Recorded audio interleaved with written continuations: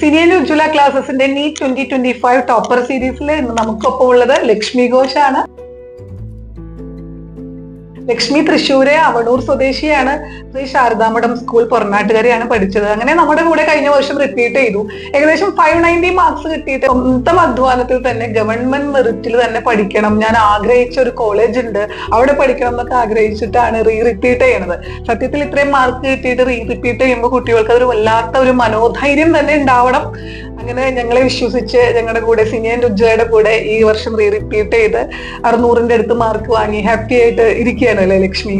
അതെ മിസ്സേ, എന്റെ വീട്ടുകാർക്ക് ഞാൻ സ്ട്രെസ് ഫ്രീ ആയിട്ട് പഠിക്കണം തന്നെയായിരുന്നു അവരുടെ ഏറ്റവും വലിയ പ്രയോറിറ്റി.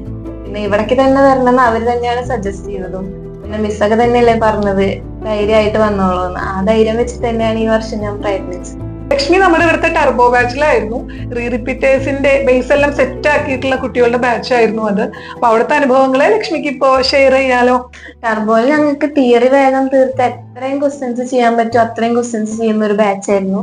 ഓരോ ചാപ്റ്റേഴ്സിൽ ഞങ്ങൾ ചിലപ്പോൾ 300 തൊട്ട് 400 ക്വസ്റ്റ്യൻസ് വരെ ചെയ്തിട്ടുണ്ടാവും.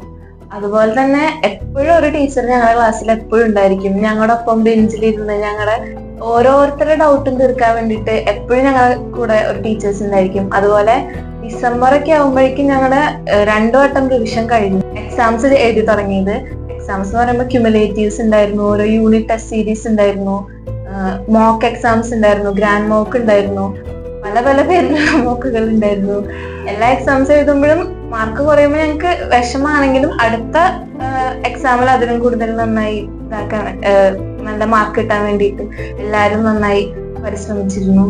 അതുപോലെ തന്നെ ഓരോ എക്സാം കഴിയുമ്പോഴും ഉജ്ജ്വല മിസ്സിന് വേണ്ടി ഞങ്ങൾ അവിടെ കാത്തിരിക്കും. മിസ് വന്ന് 6 പറയാനാണെങ്കിലും പിന്നെ എന്തെങ്കിലും വിഷമം ഉണ്ടെങ്കിലും സിനിമിസിന്റെ അടുത്തേക്ക് എപ്പോഴും ഞങ്ങൾ ചെല്ലാറുണ്ട്. അവിടെ ക്യൂ ഒക്കെ നിൽക്കാറുണ്ട്.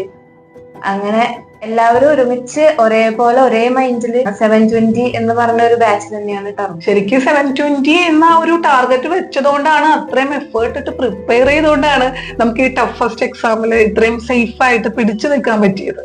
2026 നീറ്റ് ടാർഗറ്റ് ചെയ്യുന്ന റിപ്പീറ്റേഴ്സ് ആവാം, അല്ലെങ്കിൽ സൂപ്പർ റിപ്പീറ്റേഴ്സ് ആയ കുട്ടികളുണ്ടാവാം. അവരോട് ലക്ഷ്മിക്ക് എന്താണ് പറയാനുള്ളത്? റിപ്പീറ്റർ എന്നല്ല, നീറ്റ് എന്ന് പറഞ്ഞ ഒരു മൈൻഡ് ഗെയിമാണ്. നമ്മുടെ മെന്റൽ സ്റ്റെബിലിറ്റിയും കൂടിയാണ് അവർ അവിടെ മെഷർ ചെയ്യുന്നത്. നമ്മൾ എത്രത്തോളം പഠിച്ചിട്ടുണ്ടെന്ന് മാത്രമല്ല, അത് എത്രത്തോളം പെർഫോം ചെയ്യാൻ പറ്റുന്നുണ്ടെന്ന് കൂടുതലാണ്. പിന്നെ നമ്മൾ ഓരോ എക്സാംസ് എഴുതുമ്പോഴും നമ്മുടെ മൈൻഡിനെ കൺട്രോൾ ചെയ്ത് കൊണ്ടുവരിക. ഓരോ എളുപ്പമുള്ള ക്വസ്റ്റ്യൻ കാണുമ്പോഴും കൂടുതൽ എക്സൈറ്റ് ആവാതിരിക്കണം. അതുപോലെ ഓരോ ബുദ്ധിമുട്ടുള്ള ക്വസ്റ്റ്യൻ കാണുമ്പോൾ ഇത് ടഫാണെന്ന് പറഞ്ഞ് വിടരുത്. അങ്ങനെ ഓരോ ക്വസ്റ്റ്യനെയും ഇതിന്റെ ഇടയിലുള്ള ഒരു മെന്റാലിറ്റിയോട് കൂടെ വേണം നമ്മൾ നോക്കിക്കാണാൻ. ഇന്ന് നമ്മൾ ആഗ്രഹിച്ച കോഴ്സ് അല്ലേ, അതിനുവേണ്ടി നമ്മൾ സന്തോഷത്തോടു കൂടി തന്നെ പ്രിപ്പയർ ചെയ്യുക. പിന്നെ ഇതേപോലെ ഒരു ടീം, അതായത് സിനിയൻ ഉജ്ജ്വല ടീം നമ്മുടെ ഒപ്പം ഉണ്ടെന്നുണ്ടെങ്കിൽ നമുക്ക് ഇതൊക്കെ വളരെ ഈസിയായി ക്രാക്ക് ചെയ്യാൻ പറ്റും.